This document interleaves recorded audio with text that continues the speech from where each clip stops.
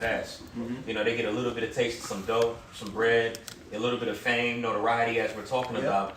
You know, so they stop teaching the prophecies and everything because they want that money to flow. They get a little taste of it, and all of a sudden, we might be here another 1,000 years. Exactly, exactly. And Jake starts requiring those smooth things, as the scriptures say, to prophesy deceits. You know, because again, they want to be here. They're not really seeking the Lord nor His kingdom because they want to be established on this side first before Yahawashi comes back and is established. Since emergency leaves and once the money start rolling in. That's right, which is fucked up. Yeah, because right before the cameras turned on, when you brought the point out, brother, pretty much all Jay got to do is just wait, and you're going to get more than what your heart can desire. Yeah. You know, but that just goes to show you Jake don't believe. Should I tell them the example? Should I tell them? They got an experiment that they do with kindergarten children. They'll put them all at a table, and they'll put a cookie in front of all of them. And they say, hey kids, if you wait 10 minutes, we'll come back and give you 5 cookies. But they just go year after year and they do it. All the kids eat the cookie. They don't understand patience. They don't understand delayed gratification, which Israel doesn't understand it. You come to Jake with a 5-year plan, he don't want to hear that shit. Right? They want things right now, and they're in the spirit of Esau. Right. So they're in the spirit of Esau. Yep. They can't wait. Yep. You see? Oh yeah, you got it. Well, a mortal mind operates differently from a mortal mind. Mortal mind ain't looking at time and thinking that it's being wasted. Right. Mortal mind allow things to operate in the way that they should, so you can get the best out of it. Someone that's got a mortal mind is thinking, I got to do this right now because I don't have no money. I need now. Run out of time. I'm running out of time. You know, that's another. That's actually the conversation in. Was that Wisdom of Solomon 2? Or was that Sirach 2? I can't remember. I think maybe Wisdom of Solomon 2. Yeah. The mindset of immortal versus immortal. Yeah. You know? Yeah, it's somebody that's composed. Hey, the scripture say knowledge and wisdom should be the stability of our time. We don't get that fear of FOMO, the fear of missing out, as men of the Lord, because we understand, like, hey, we're on the Lord's time. We're not on the world's time. Exactly. Right? Our families may look at us like, oh man, you were so talented, you could have did this and that, and you just wasting your time doing that YOLO spirit, like yeah. that. We understand that death isn't final. Exactly. All right, I have an eternal reputation to upkeep. Exactly. How I operate in this time is going to be remembered for generations. That's right. Setting your affection on things above, not things below. Like it says in Colossians, you know. That's it. God, that's right. That's right. This is back in 2 Peter chapter 3, verse 11. And it says, seeing then that all these things shall be dissolved, what manner of persons ought ye to be in all holy conversation and godliness? We brought up the point earlier in the lesson that Jake, they want to be an Israelite within Babylon. Yeah. And they're invested in this place, and it's prophesied to be destroyed. But that isn't a part of their song in their congregations. They're not really singing the new song. Okay? And because of that, Jake doesn't understand what he's a part of. So a lot of them, you know, they're going to fold when the persecution comes. They're going to fold when the testing comes. The testing is good for us. You're supposed to, let me tell you, pain separates you from the flesh. Right, absolutely. I was thinking about that when I got my tooth pulled yesterday. I said, I don't give a damn about nothing. I just want the kingdom to come back. I'm tired of this raggedy ass body. Yeah. You know what I'm saying? Boy, but pain separates you from carnal desires. Right. And that's a part of our walk. And Jake doesn't count that cost again. Hey, that's why the scripture say that. You're up here preaching the word right now, man. So call all y'all watching. Yeah, call all y'all watching. When I saw your name was up to teach class, I was like, oh shit. Most I was like, I got you. Yeah, oh yeah, that's right. He put me through the test this weekend, but it's, you know, it's all good. You know? Yep. And it's just a scripture that comes to mind going on what we're talking about. Hey, it says to take good heed because thou walkest in the peril of thy overthrow. So understanding we're walking in the peril of our overthrow, and the elect are going to be in the spirit of taking heed, listening to the words that are being said. You know, and what comes to mind too, you know, the Spirit can have me harp on St. John, the 1st chapter. Where Yahawashi is gathered, you know, just in the Gospels in general, the beginning, where Yahawashi is gathering his elect, those disciples, the first fruits of the first fruits. You know, when Yahawashi called them, they went immediately. They didn't ask questions on who are you or what the case might be. They went immediately. And when you go into the account in St. John, the 1st chapter, when Yahawashi came to Philip, Philip ran over there where Nathaniel was, and he went and found Nathaniel, and he's what stands out is he said, we found him and who was written of in the law and the prophets, Yahawashi of Nazareth. That goes to show you that they were in the spirit of taking heed before Yahawashi came. They wanted the kingdom. They wanted to know. Because you had Israelites floating all over, the Sadducees, the Essenes, the Pharisees, and all of that. And best believe a large portion of them was not in the same spirit that those disciples was in, that pretty much followed Yahawashi as soon as he called them. Yes. It was an Israelite party in that day. We know because when Yahawashi came on the scene, they was mad. You know, it was mad as hell because their power went away.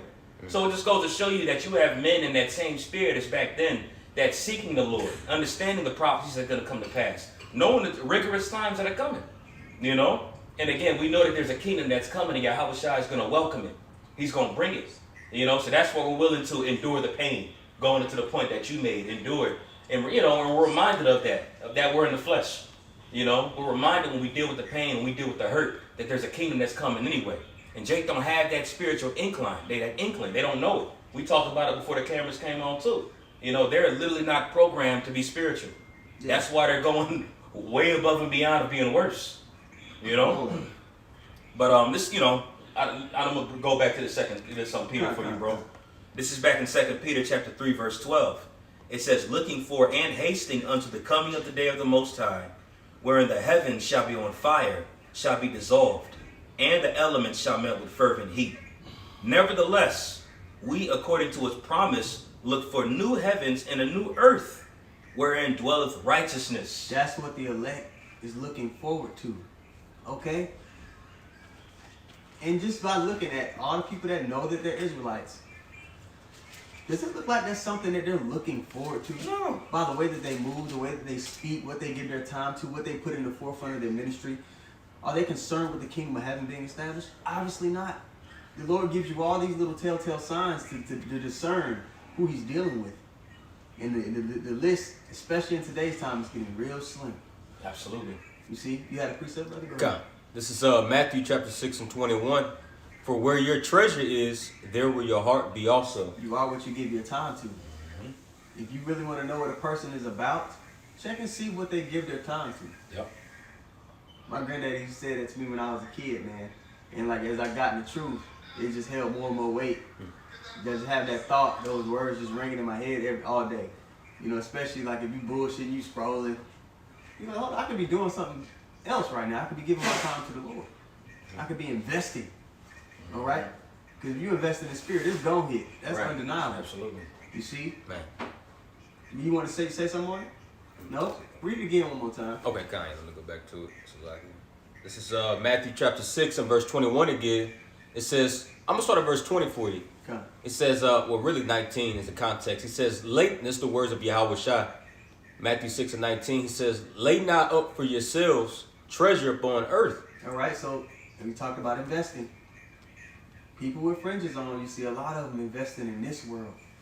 How can I prop myself up in this world with an Israelite twist? Go ahead. Yep.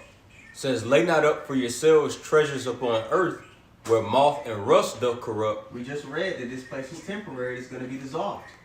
Why would you? We brought that metaphor a month ago. We said if somebody came to you and said, "Hey, you can stay in this house, but it's set for demolition on the 1st." Are you going to go buy furniture for it? Are you going to be painting the walls? Are you going to have a housewarming in this house that's set for demolition? Man. You'd be a fucking idiot. But people are doing that nonetheless. Go ahead.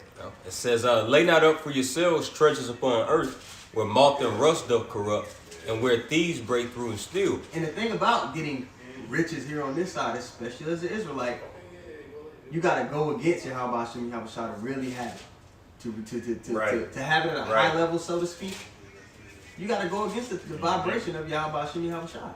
Yep. So at that point, now you made yourself an enemy of the Lord. To seemingly have success in this world. There is no success in this world. It's only getting marked for destruction. Okay? You got it. God. Verse 20 says, but lay up for yourselves treasures in heaven, where neither moth nor rust doth corrupt, and where thieves do not break through nor steal. That's a sure investment. You know how the good old boys, they'll give each other a tip. Hey man, this stock is gonna hit. You know, they have the inside scoop. The elect have the inside scoop. And it's plain as day to those who've been given the eye salve, but to everybody else, what we do, you know, it seems minuscule. People would laugh in your face, right? If we took a picture of the men in this room, and let's just sit in here and say, hey, this is going to be the men that govern over the earth. Right. Yeah. These are the men that are going to govern the earth one day. People will bust out laughing from the diaphragm on your ass. But in the spirit, that we know that to be true. You got it. Elliot on that? There's one more. Okay. Verse Matthew 6:21, it says, "For where your treasure is, there will your heart be also." Yeah. Again, you are what you give your time to. All right. Now, did somebody have something? Or am I? You got it. Okay, it's Psalms 2, and yeah, so you start at 7, I guess, and just read all the way through to the bottom. Okay. Because along with the kingdom of heaven, that's when we get to, truly be, kings and gods upon the earth. Jake wants that now. He wants that, but you ain't getting shit now. What you fighting for on this side? Elder Arala says all the time. Jake in the hood want to run his block. Success to a so-called black man looks like being a famous basketball player or singer. No, the success we're thinking about is having control over infrastructure, the earth, the things in it, the resources. That's real success. And we're not going to get that here on this side. Okay, you got it. Come. This is Psalm chapter 2, verse 7. And it says, "I will declare the decree. Yahawah had said unto me, Thou art my son. This day have I begotten thee." Okay. And so this is the kingdom of heaven. And somebody get Isaiah 9, 5, 6 through 7. Isaiah. Let him finish that a little bit. You will get Isaiah. Verse 8. "Ask of me, and I shall give thee the heathen for thine inheritance, and the uttermost parts of the earth for thy possession." So this is when we have dominion over resources, the people in it, the earth. This is where we really get to live like kings. We really get to, be men. You can't be a man in this society. Go ahead. It says, verse 9, "Thou shalt break them with the rod of iron, thou shalt dash them in pieces like a potter's vessel. Be wise now, therefore, O ye kings, be instructed, ye judges of the earth. Serve Yahawah with fear, and rejoice with trembling." And you don't see a lot of people serving the Lord with fear. They're serving him with pride. Yep. They're using this ministry as a crutch to gratify their flesh, to fill their own bellies. All right? That's right. That's right. You want to say something? Huh? Yeah, kind of. Well, the scriptures talks about it. When you're still going off after you have such. It's in Hebrews the 10th chapter. When there's a sacrifice that's made for sin and you still willfully sin afterward, then it says, there is a fearful look afterward that one's to give. That's in Hebrews the 10th chapter. So the elect, because we're all sinners. At the end of the day, there's not one of us that in here that don't sin. So we're all sinners, but there's a level of contriteness that the elect is going to have in penitence. And with that spirit, Yahawashi's blood is going to cover those. But you got Jake that's floating around, glorifying the law over Yahawashi, talking about it's an Israelite party and willfully sinning. And the worst part about that is there's no fearful look when they turn around. There's no fear at all when you look at the world of Israel. Who seeth me? Exactly. The scripture says that one will give a fearful look, knowing if you willfully sin after sacrifice is made. These guys boast in the law. They boast in all of that, and there's no fearful look at all, man. It's like crazy. It's really OP. It's OD right now when you look at Jake. And the only way it can even be that way is if the Lord put that spirit on him. It's impossible for somebody to be that stupid. Right, bro. Or maybe I'm tripping. Nah. But I can't fathom somebody's that stupid. Sodom's children. Yeah. Okay, you got that precept, brother? Con. This is the book of Sirach, chapter 17, and verse 24. It says, "But unto them that repent, he granted them return, and comforted those that failed in patience. Return unto the Lord and forsake thy sins. Make thy prayer before his face and offend less." The elect are going to be doing their best to offend less. The brother said we're all sinners. But the difference between the elect, we're very careful with the things that we say and what we do. Because we're trying not to offend the Lord. Jake don't have that same caution as he moves through his day-to-day. You feel like shit when you do go off. Like, damn, you're disappointed in yourself. Obviously, you're like, man, Lord, please have mercy on me. Don't fuck me up, man. You feel embarrassed to pray sometimes. But that's that contrite heart going back to that these guys don't have, man. Because they think they're justified in the works that they do. That's why it says in Ephesians 2, faith is a gift, unless any man should boast. Right. Loosely paraphrasing. All right, because we ain't got shit to boast of in these fleshly bodies. Yeah. You know, these chains of death. They don't get that. Jake, in this society, they equate their value to their social status, to things they might have. All right? When a man of the Lord, we know that our only value comes from our usefulness to the Lord. Right, that's it. When you understand that your value is equated to your usefulness to the Lord, you're in the right spot. Man.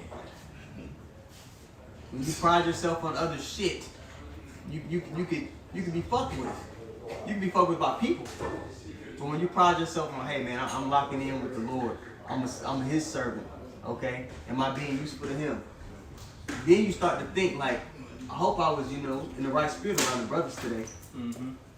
You start to think when things happen to you, am I on point right now? Did that happen because of something I did?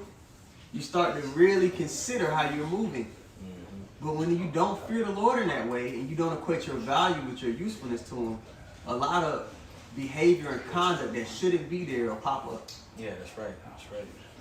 I got a quick one for you. Come on, go ahead. Just laying back off you, what you was just making mention of, being useful to YAHAWASHI. That's where our value is tied. This is the book of Job, chapter 22 and verse 21, and it reads, "Acquaint now thyself with Him, and be at peace. Thereby good shall come unto thee." Now I just want to go into that word "acquaint" real quick. In the Hebrew Strong's H5532, sakhan or sakhan. It says to be of use or service. It says to or profit or benefit. It says to be a servitor or a steward. Yep. So that's how we acquaint ourselves with the Lord, is by being of use. Mm-hmm. As we're likening to His woman. You have a good woman by she does right by you. she cooks, she cleans, she values being inside the home.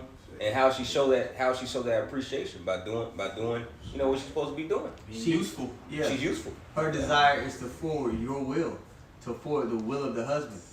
All right, Yahawah is likened unto our husband. What is His will? His will is His Father's will, which is that righteousness in the kingdom of heaven is established upon earth, on earth as it is in heaven. That's what we open with. So that's what you should be about. Mm-hmm. Okay. There's one more verse in the Psalms, bro. I don't know if you wanted to wait for it to be brought out or not, but it's going right into the point. In Isaiah 9, we're going to get that. Okay. Yep. This is Psalms 2 and 12. Kiss the Son, lest he be angry. Okay, so part of, the elect longing for the kingdom, there's a recipe involved in it. You have to give acknowledgement to the husband. I just mentioned that Yahawah is likened unto our husband. You're supposed to acknowledge him. But you have a majority of Israelites are in that nigga woman spirit of, I don't need no man. When you say that you can uphold the laws and that's what you got to do, you're in the spirit of saying, I don't need no man. The elect understand we need that covering. We need Yahawah. Right. To be that bridge on our behalf back to the Father. There was an analogy to Brother YAHAWASHI posted on the chat earlier, and it's pretty much a turtle outside of a shell. Standing on top of the shell, thinking it's free and it can move around a little more. No defense. But the fact of the matter was, it left its defense, and it pretty much was lifted up in pride to the point where it said it didn't need its shell no more, or its defense anymore. And that's the spirit that a lot of these women are in right now, but more so they're using the woman as an example of the Lord's woman, Israel. They supposed to have that same spirit, but they don't. When you see them running them up, you got no shield, no defense, it's easy for you to get pierced through. Yes. And there's a piercing that's getting ready to come in a major scale within the near future. And without that defense, you're going to be pierced through. Yeah, the man is a guardrail from death. Mm-hmm. All right? And a lot of people, they in this society, they're taught that guardrail is a prison.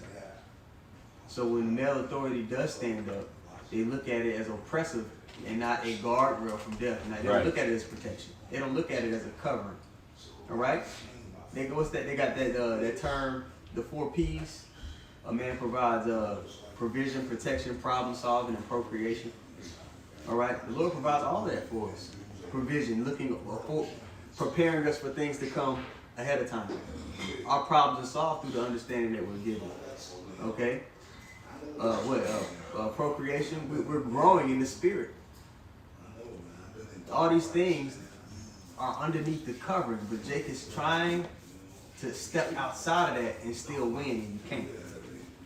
You still, that was the last one there? It's a little bit more. It says, "Lest ye be angry and perish from the way, when the wrath is kindled but a little, blessed are they that put their trust in him." Mm-hmm. That's it, come. So you step out of that shell, you through. Now let's go tie that in.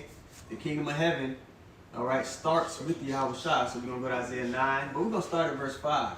Because we want to keep touching on the points that there's things that lead up to the kingdom of heaven being established. And the prophets are going to be speaking about those things, which many groups do not speak about those things. Go ahead. Isaiah 9 and 5, it says, "For every battle of the warrior is with confused noise." All right, so when you go to Joel, the 3rd chapter, it details, all right, with the war of Armageddon. It gives you locations. It starts to list off people, the nations that are going to be involved. Okay? And here it's going to tell you the fashion in which that war is going to be fought. These things have to be addressed so that the people know what to look for. Go ahead. It says, "For every battle of the warrior is with confused noise and garments rolled in blood." Traditional warfare, swords, guns going off, men in trenches.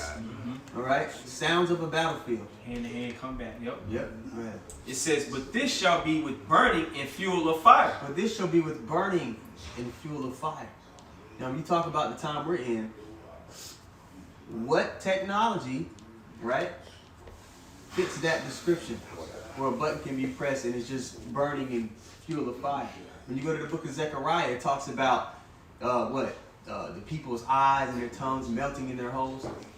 What weapon could that be today that would have that effect on the human body? It's the ICBM missiles. Right. Okay? Go ahead. It says, Isaiah 9 and 6, "For unto us a child is born." So right after the war of Armageddon, check out what it's talking about. It's talking about YAHAWASHI. Go ahead. It's a transition of power. Yeah, it is. Right. It gets Sirach 10 and 8. Or like it says in 2nd Ezra, the 6th chapter, Yeah. Jacob is the End of the world, end of the age. Right. 2nd Ezra 6 and 9. It says, for Esau is the end of the world and Jacob is the beginning of that following. Exactly. So right there is letting you know that Esau will be in rulership upon the return of the Lord. Right. In that transition of dominion.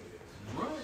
All right, go So, ahead. the book of Sirach, chapter 10 and verse 8 says, "Because of unrighteous dealings, injuries, and riches gotten by deceit, the kingdom is translated from one people to another." So Esau fits the bill for all of those things. All of his riches were gotten by deceit.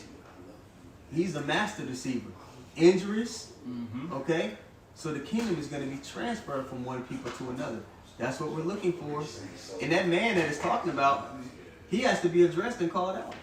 There's a lot of groups, man. There's some groups that don't even like to go into the so-called white man like that. Right. They don't even like to touch on Esau in depth. You got to tell them this judgment before it happens. That is. Like it says in Isaiah 13, we shaking the hand in the gates of the nobles, man. They're telling you, hey, your kingdom is about to be condemned, man. Yeah.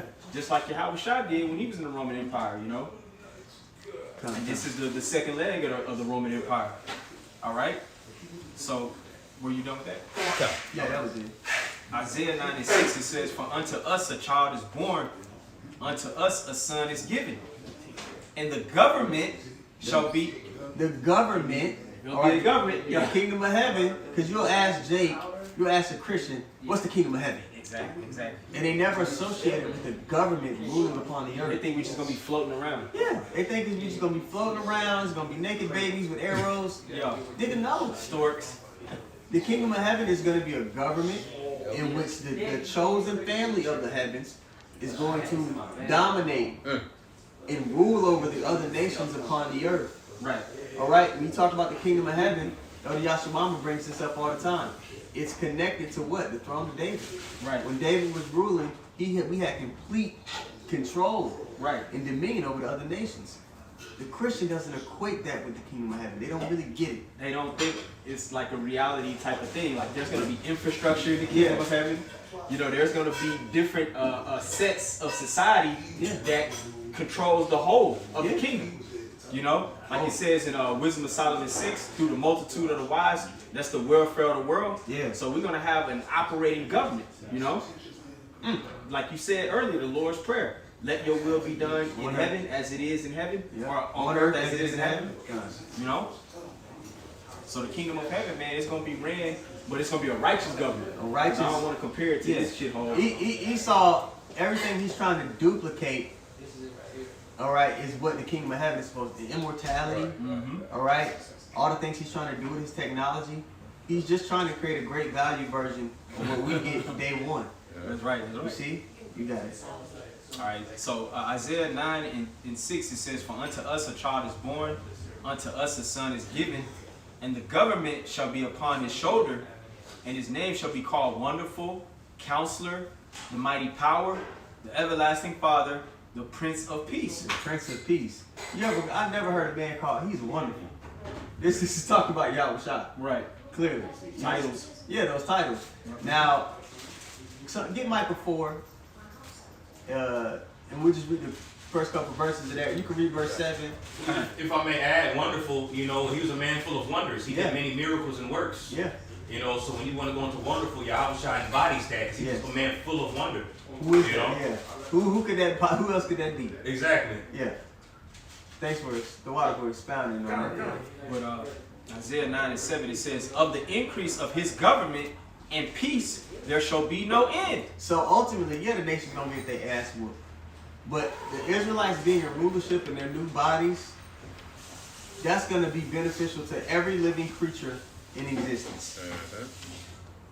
Well, people like to talk about the world, world peace, and they do the Miss World pageant, and they say, "I wish for world peace," and no, they don't really wish for those things. We're walking in the legwork to actually have those things happen. That's right. That's right. Because the kingdom of heaven being established, that's what leads to there being no war anymore. Righteousness ultimately is what leads to peace. Yeah. So who in this time is actually standing up against the evildoer so that can be a reality? All right, the elect. Right. You got that, Michael? Come. Yeah. You want to start from the top? Michael 4 and 1 is fine. Okay. We'll read through this and then we'll pretty much close out unless brothers got points and stuff. I know brothers got closing points they might want to make. You got it, brother. All right. This is the book of Micah chapter 4 from the top. It says, "But in the last days it shall come to pass that the mountain of the house of the Lord Yahawah by YAHAWASHI." Now the mountain here is talking about a government. Okay? Now the elites, they're trying to set up a new world order. And the new world order is going to be established, but it's not going to be by them. Okay? And this is what this new world order is going to look like in righteousness. You see? Go ahead.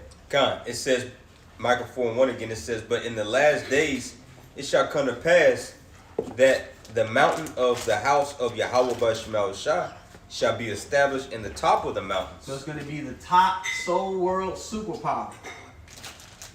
We might have to come up with a new term for it. Really, we're going to be the only power. We're going to be the only power. Ain't gonna be no other governments in the kingdom. Yeah, Esau likes to say, "Oh, these are the superpowers." No, this is going to be this is it. There is no other power outside of the power of YAHAWASHI. This brother got a precept, so he's going to bring that out before you finish. Monotheocracy, if that makes sense. Yeah, okay. Monotheocracy, yeah. There's one righteous government. Just If you reading this, okay, keep going. Okay, going again, start from the top. It says, "But in the last days it shall come to pass that the mountain of the house of the Lord Yahawah by YAHAWASHI shall be established in the top of the mountains, and it shall be exalted above the hills." Smaller governments. "And people," so like it says, "and people shall flow unto it, and many nations shall come and say, Come, and let us go up to the mountain of the Lord Yahawah by YAHAWASHI, and to the house of the power of Jacob, and he will teach us of his ways." Stop. Is that happening today? When the Israelites go back to the Holy Land, this is what's going to be playing out. There's going to be one law upon the earth, and all the nations are going to have to abide by the Lord's way. Is that happening? And if it's not, those small hats in the Holy Land right now, they're not fitting the bill. What they do fit the bill of is, what is that? Ezekiel 36, which says they have appointed the land into their possession. Yeah, They fit that bill. They're not fitting this. Also, the least of the flocks shall draw them out. Yep, that's it. That tab too. They should. The wicked should deal unjustly. All right, in Isaiah, what is that? It talks about them dealing unjustly in the Holy Land. They fit all those things, but not this. You got it. I'm going to read verse 2 again, Micah 4 and 2. It says, "And many nations shall come and say, Come, and let us go up to the mountain of the house, of the mountain of the Lord Yahawah by YAHAWASHI, and to the house of the power of Jacob, and he would teach us of his ways, and we will walk in his paths. And check it out. The nations are going to need to be taught. Yep. Not the Israelites. Okay, because we're going to be perfect. We're going to have that heart of flesh to where we don't go off. Right. It's going to be outside of our programming to do wickedness. And that's what we need. That's right. That's right. And as the brother said, that heart of flesh, what he's alluding to are the laws, statutes, and the commandments that are written within our inward parts. For those that are newer that really might not know. I got to do better explaining prophecy in Jeremiah 31 it's and new 31. people. It's Yeah, new people, you know. But we're a body. You know what I'm saying? You know how these certain brothers just add, they add to the good points. You know? It says in the middle part of verse 2, and he will teach us of his ways, and we will walk in his paths. For the law shall go forth of Zion, and the word of the Lord YAHAWASHI from Jerusalem. That's that teaching of peace. Rosh Shalom. Through righteousness, that's going to be the teaching of the other nations, the byproduct is going to be peace. All right? Verse 3, and he shall judge among many people, and rebuke strong nations afar off, and they shall beat their swords into plowshares. So this is after the war of Amagawan, because we mentioned Joel the 3rd chapter earlier. In Joel the 3rd chapter, it's the reverse of this. It's the nations militarizing for this war. Right here is going into a demilitarization permanently of all the nations. All right, so you talk about world peace we mentioned earlier. It plays out in the kingdom of heaven. Yep. You got it. It says, verse 3, it says, and he shall judge among many people and rebuke strong nations afar off, and they shall beat their swords into plowshares and their spears into pruning hooks. So their governments are going to be reverted back from, okay, we're saving money up for our military budget, to going back to, okay, agriculture. Right. In Joel 3, it's the agricultural tools going to tools of war. Here is the reverse again, just to show you how things intertwine. That's right. And at the sign, the nations are going to get put to work in the kingdom. For sure. You know what I'm saying? Because that's labor. Husbandry is a laborsome task. When you read it, when we established when the nation was established in the days of Joshua, it went into the heathen that were around there. They were made hewers of stone and drawers of water.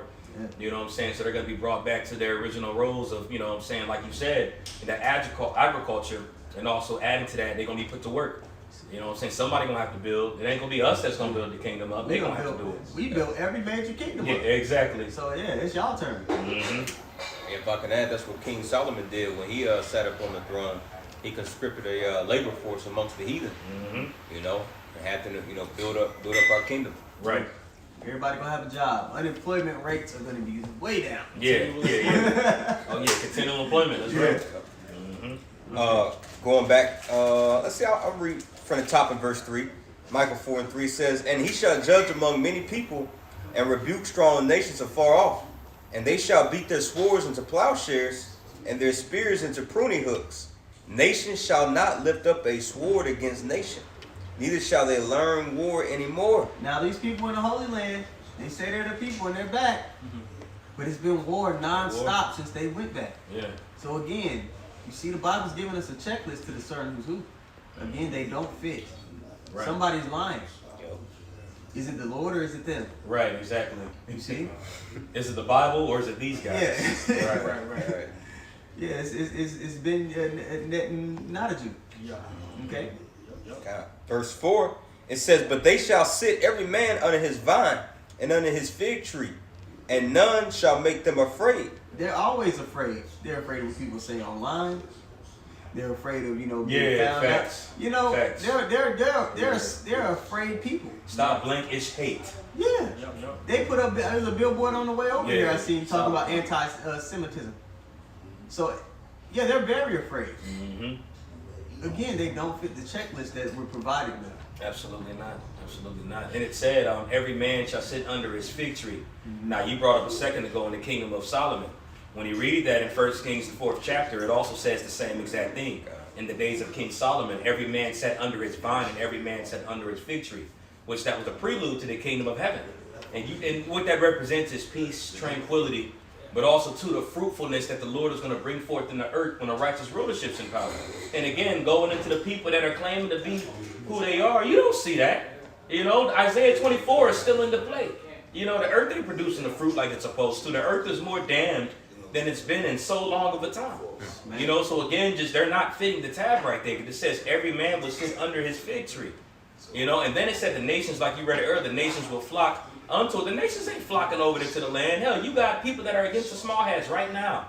You know, which again, why they're so scared right now. If you got anything negative to say, well, the reason why there's so much negativity that's being said because of what they're being pushed. I'm sorry, what's being pushed. And you got the nations that are pointing this out. It ain't even just Jake saying that you ain't the people. The nations are like, man, these guys are crooked. They might not be saying that they ain't the juicy juice, but they're saying they're corrupt people. They go into it. They're going into their track record. You know, in Russia before the small hats were in Germany, they were kicked out of Russia for usury, perverting the morality of the people. Right. All right. They had a big, how can I say pornography? I don't think. Yeah, they had a big pornography ring going on in Russia. Pornography. Yeah. Porn.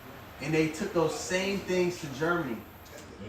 Okay. Now when the man with the mustache came into power over there, his first decree was to shut down the pornography business that was going. Because at that time, Germany was like the San Francisco of the world. Yeah. So he came in. The first decree was to shut that down. They were pushing heavy transformer vibration out of Germany, heavy pedoism vibration out of Germany, and people are bringing these things out. So he's being discovered to be the devil that he is. Okay, again, he does not fit the bill for the bloodline descendants of Jacob. You see, you can finish that off. If I can add, that's those same reasons why the Lord, kicked those Canaanites out the land. And here you got the small hatters doing those very And same they took things. out the Canaan. Yep. Micah 4:4 again, it says, "But they shall sit every man under his vine and under his fig tree, and none shall make them afraid. For the mouth of the Lord YAHAWAH of hosts hath spoken it." And read verse 5, it says, "For all people will walk every one in the name of his God." And this is for you. Kind of, for sure. You had a conversation about this a couple weeks ago. Yeah, I remember that. Yeah, for sure. You That's the spirit. That was when I had to tell you to get a precept. He was already in Micah. So, you brought up the point earlier going into how the scriptures say the nations are going to flock unto the God of Jacob. Now read this really quick. What we can show. Micah 4:5, "For all people will walk every one in the name of his God, and we will walk in the name of the Lord YAHAWAH, our power." Now, this is talking about the kingdom of heaven. So we know the nations ain't going to follow other gods in the kingdom of heaven. It says the nations shall follow. Read that part for the third time. Shalak. Micah 4:5, "For all people will walk every one in the name of his God." Now, what that's talking about is the Israelite ruler that's over him. All people will walk in the name of his God.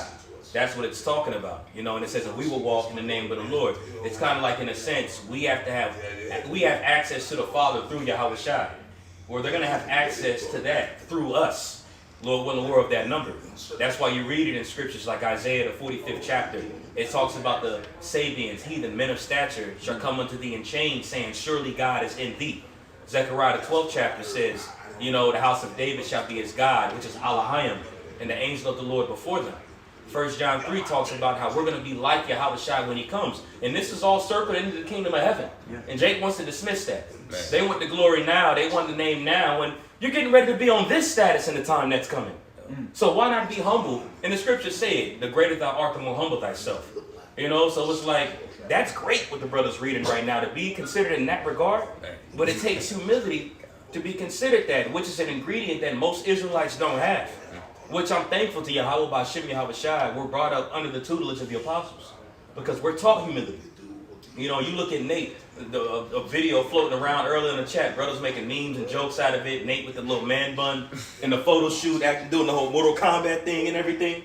That's whack as hell, man. Because you don't got no power on this side. So why glorify yourself in such a standard when you don't even got nowhere close to that power on this side? And you got, I'm going to use them as an example. There was a time where brothers was putting little pictures up, the glowing eyes of the apostles. They cursed Jake out for that shit. Because we ain't there yet. We don't know if we're of that number. But you got Jake, again, that want that notoriety here. They want that fame here. And ironically enough, they're getting everything that comes with that. Because they're being found out. Now what's done in the dark is being brought to light. Now these guys are found out to be nasty as hell just because you didn't want to humble yourself. You know? They want to be famous, but what kind of famous are you? Now you're Man, infamous. I'll make you famous. Infamous, that's right. Infamous. Lord making them famous, all right. Yeah. Golly. Man. You know, but yeah, the water for that. That's what that's going into right there. Because you brought up the point going into earlier how the nations are going to have to flock. And they're going to have to go through us to get to the Lord. Well, that's what that verse is saying. Every nation shall walk in the name of his God. That God that it's talking about is the brother that's of the elect. You know, because we're going to give different areas of the earth, different parts of outside of the earth. You know, and we're going to have governance over that. Lord will award of that number. And there's going to be people that are in those areas. And they're going to have to serve the Heavenly Father. And how are they going to have to do that? They're going to have to come to that ruler that's there. You know? Just as, you know, when you look at every kingdom, they have a king, they have dignitaries that's under that king. You can't go directly to the king, you got to go to that region. You know? But guess what? They ain't even going to be able to go directly to us. You know? We're going to have servants under us. But it's going to be that order, and they're going to acknowledge us to being the sons of God. You know? That's what that verse is talking about right there. You know? That's why, again, back in 1 John, the 3rd chapter, it says, we don't know what we shall be, but we know that we shall be like him and see him as he is. So we're going to be in that regard. We're going to be in that epsilon under YAHAWASHI. Lord will award of that number. You know, and I'm speaking to myself, and I know all you brothers can attest and agree with yourselves. I'm willing to put this world to the side to have that type of status, man. Because fuck this world. You know what I'm saying? Cut yourself putting a sock on, man. I cut myself putting a sock on a few months ago, man. It made me feel ashamed. Like, you know, my nail scratched my leg when I did it, but still, I'm like, God damn, I was embarrassed. And I was by myself. You know, but again, just these bodies is death. Why is earth and ashes proud? You know? Shoot, I'd rather get the glory under you. I'd rather see Yahawashi get his glory first, man. You know, but if Jake would have the soul, they would X Yahawashi out of the picture and be Yahawashi. You know? I just wanted to add to that. You know? There was a point guard in there. I know you mentioned that earlier, so I had to throw that lob to you. Oh yeah, no doubt. Yeah, with the that water. conversation 2 weeks ago. For sure. I have one for you. Kinda. Just laying back off the pre-charge, him expounding upon Michael 4:5. This is Revelation 2:17. This is YAHAWASHI speaking. He says, "He that have an ear, he that have an ear, let him hear what the Spirit saith unto the churches. To him that overcometh, will I give to eat of the hidden manna." And we're eating of the hidden manna right now. All right, ultimately the elect, and this hidden manna is in the form of this truth. All right, which is ultimately YAHAWASHI. It says, and if I may, what does manna mean? What is it? What is it? So it's what is it to the rest of the world? They don't know it. They don't got it, which is why they're resorting to the flesh. Which is why they can't see past this world, because it's hidden to them. You know? It's the same way like when the Lord would speak, when they were journeying through the wilderness, some would hear thundering, and some would actually be able to hear the voice. Solid point. See? Got it. It said, My sheep hear my voice. That's right. it says, to him that overcometh will I give to eat of the hidden manna, and will give him a white stone. All right, the justification. It says, and in the stone a new name written. Here's the point. It says, in the stone a new name written, which no man knoweth, saving he that receiveth it. All right, because that new name is going into the rank and authority that Yahweh is going to put up on certain elect men, the governing body, and only they themselves are going to be able to have that particular rank and authority as Yahweh has given it to them. Just like it says in Revelation 19, no man knows, his name. He has a new name, that going to Yahweh's rank. Now, of course, he has the seat of preeminence. All right, but Yahweh is going to divvy up that particular powers and portions upon his elect. So that's going back into the precept we just read in Michael 4:5. That's those gods, man. The Alahayim, they're being restored back into their original positions. Come. That's all I had. Unless brothers got anything? So yeah, man, the kingdom, man. The water. So Aparatazad, the Lord edifies you all. Okay? The kingdom of heaven is something that you're supposed to be looking forward to. Right, that's right. It's something that needs to be spoken about in law. If you're going to lust for anything, lust for that. Come on, man. Damn. Nasty mother. All right, so with that being said, go give all praises much more too. Yahawah, Bahashim, Yahawashi, Bahashim, Rekakodash. Double honors to the apostles and the elders of Great Millstone. Shalom to all the brothers and of course for you sisters pursuing this truth and sincerity. May the blessing of election be upon you. Shalom.